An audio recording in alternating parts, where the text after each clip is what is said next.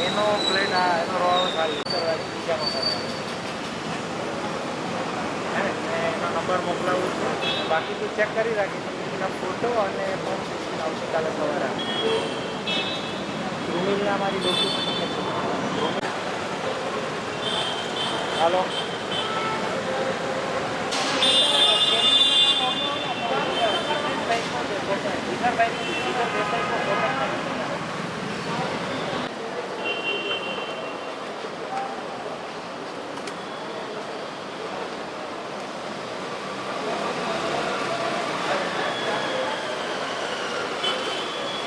મારું નામ નિમેશ કુમાર ભીખાભાઈ પટેલ છે. હું ગિરનાર ખુશ્બુ પ્લાઝાના પ્રેસિડેન્ટ તરીકેની ફરજ અદા કરું છું. ગિરનાર ખુશ્બુ પ્લાઝા વાપી જીઆઈડીસીની અંદર પ્લોટ નંબર 209 કોમર્શિયલ પ્રોપર્ટી તરીકે અસ્તિત્વ ધરાવે છે અને આ પ્રોપર્ટીને તબદીલ કરવાની કાર્યવાહી કરતા હતા, જે અંગે હું તમને બ્રીફ સમજ આપું છું. અમને 2009ની અંદર પીટીઓ એટલે પ્રોવિઝનલ ટ્રાન્સફર ઓર્ડર આપવામાં આવ્યો હતો. ત્યારબાદ 2011માં ફાઇનલ ટ્રાન્સફર ઓર્ડર આપવામાં આવ્યો હતો. ત્યારબાદ 2023માં બિલ્ડિંગ કમ્પ્લીશન કર્યા પછી બિલ્ડિંગ કમ્પ્લીશન સર્ટિફિકેટ આપવામાં આવેલું હતું અને ત્યારબાદ બિલ્ડર દ્વારા યા જે ડેવલપર દ્વારા જે તે દુકાનોનું સેલિંગ કરી કન્વેન્સ ડીડ કરી અને જે તે દુકાનધારકોને અર્પણ કરવામાં આવેલી હતી અને દુકાનધારકો પોતપોતાના બિઝનેસની શરૂઆત કરેલી હતી. 2019ની અંદર સોસાયટીનું નિર્માણ કરી અને સોસાયટીની સ્થાપના કરી. સોસાયટીની સ્થાપના કર્યા પછી અમે સોસાયટીને તબદીલ કરવાની પ્રવૃત્તિ હાથ પર ધરેલી હતી. 2023ની અંદર અમારી એપ્લિકેશન કરવામાં આવી તબદીલની પહેલી વાર. તે એપ્લિકેશન જીઆઈડીસી વગર કોઈ કારણે રિજેક્ટ કરવામાં આવી. ત્યારબાદ 2024માં ફરીથી એક એપ્લિકેશન કરવામાં આવી. તે એપ્લિકેશન 2025ની અંદર ફેબ્રુઆરીમાં એ લોકો રિજેક્ટ કરી અને એ લોકોએ એવી રજૂઆત કરી અમારી સામે કે તમારી પ્રોપર્ટી નીતિ નિયમો સાથે સુસંગત નથી, જેના કારણે અમે એપ્લિકેશન રિજેક્ટ કરીએ છીએ. આ મુદ્દા પર અમે જીઆઈડીસીના મુખ્ય અધિકારી એટલે વીસીએમડી સાથે અમે મુલાકાત કરવા માટે ગયા. એમને રજૂઆત કરી કે સાહેબ અમારી આ કોમર્શિયલ પ્રોપર્ટી છે, તમારી જોડે ફાઇનલ ટ્રાન્સફર ઓર્ડર 2011માં તમારી ઓફિસ દ્વારા આપવામાં આવેલો હતો અને તે અંતર્ગત અમે લોકોએ આગળની પ્રવૃત્તિ કરેલી છે અને તેમાં પુરાવા રજૂઆતો એમની સામે મેં રજૂ કરી. ત્યારે જીઆઈડીસી ઓફિસ દ્વારા તે વસ્તુને ફાઇનલ ટ્રાન્સફર ઓર્ડરને નકારી અને અમારી એપ્લિકેશન રિજેક્ટ કરવામાં આવેલી.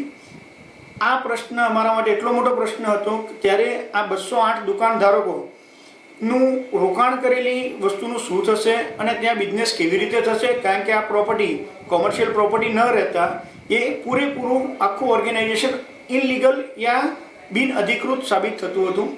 જેથી હતાશ થયેલી હાલતની અંદર અમે આપણા માનનીય મુખ્યમંત્રી શ્રી ભૂપેન્દ્રભાઈ પટેલને મળવા માટે ગયા અને ત્યારે અમને કૌશિક પટેલ દ્વારા એક સલાહ આપવામાં આવી કે સ્વાગત પ્રોગ્રામ નામની એક પ્રવૃત્તિ ચાલે છે, જેની અંદર આપણે આપણી તમામ રજૂઆત સાહેબને કરી શકીએ છીએ. એ રજૂઆતો સાંભળી અને સચોટ નિર્ણય આપશે એવો વિશ્વાસ સાથે એમને સલાહ આપી. તો અમે એ સ્વાગત પ્રોગ્રામની અંદર અમે 27/9/7ના દિવસે હાજર થયેલા. 24/7/2025ના દિવસે અમે હાજર થયા અને અમે અમારી સચોટ રજૂઆતો કરી. જે રજૂઆતોને માનનીય મુખ્યમંત્રી સાહેબે માન્ય સ્વીકારી અને જીઆઈડીસીના ઉપરી અધિકારીઓને અમારી સમક્ષ બોલાવી અને રજૂઆત કરી. રજૂઆત કરતાં તેમને એટલો સરળ અને તટસ્થ નિર્ણય જીઆઈડીસીને આપવામાં આવ્યો કે આ જે તે એફટીઓ આપનાર અધિકારી એ જીઆઈડીસીના અધિકારી હતા અને જે તે અધિકારીએ આપેલો ફાઇનલ ટ્રાન્સફર ઓર્ડરને માન્ય કરો અને આ કોમર્શિયલ પ્રોપર્ટી જે છે એની માન્યતા 100% એક્સેપ્ટ કરો. એમ કરી અને જીઆઈડીસીને આદેશ કરીને જીઆઈડીસી દ્વારા અમને પ્રોવિઝનલ ટ્રાન્સફર ઓર્ડર 2025માં આપવામાં આવ્યો અને એ પ્રોવિઝનલ ઓર્ડર સાથે અમે લોકો પ્રોવિઝનલ ટ્રાન્સફરની જે ફીસ હતી તે તમામે તમામ ચૂકતી કરી દીધેલી છે અને સબલેટિંગ માટેની રજૂઆત અમે ભૂપેન્દ્ર પટેલ સાહેબ સાથે પણ કરેલી છે, માનનીય મુખ્યમંત્રી સાહેબ તેમજ જીઆઈડીસીના વીસીએમડીને પણ રજૂઆત કરેલી છે. આ પ્રવૃત્તિ દરમિયાન ભૂપેન્દ્રભાઈ પટેલ દ્વારા માનનીય મુખ્યમંત્રી શ્રી દ્વારા જે સ્વાગત પ્રોગ્રામની જે પ્રવૃત્તિ ચાલે છે ખરેખર નાગરિકો સાથે થયેલા અન્યાય માટે ખૂબ જ સારી અને સુદૃઢ વ્યવસ્થા છે અને તે વ્યવસ્થાની અંદર એવો કાર્યક્રમ કહી શકાય છે કે જે ક્રાંતિકારી કાર્યક્રમ સામાન્ય નાગરિકોનો સીધો સરકાર સાથે જોડી શકે છે અને તેમને સંપૂર્ણ ન્યાય મળી શકે છે.